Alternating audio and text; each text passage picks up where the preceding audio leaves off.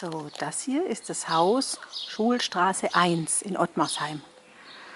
Wir haben ja mit der Rosemarie über Kuhstirnbänder gesprochen. Und in diesem Haus hat ein Sattlermeister gelebt, der Sattlermeister Jakob Haag.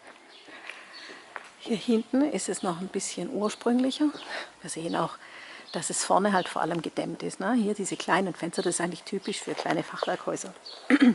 Und der Jakob Haag, der hat sich hier nach dem Ersten Weltkrieg niedergelassen. 1919 hat er hergeheiratet. Und als Sattler hat er Sitzmöbel gepolstert und hat auch Bettroste mit Sprungfedern angefertigt.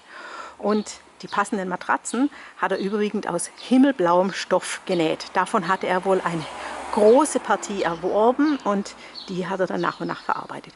Und für die Landwirtschaft hat er Lederzeug, Riemen und Bauchgurte angefertigt und Geschirre mit Kummet für Pferde oder mit Stirnbändern für Kühe.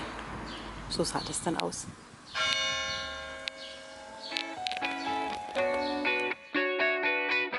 Hey Leute, hat's euch gefallen?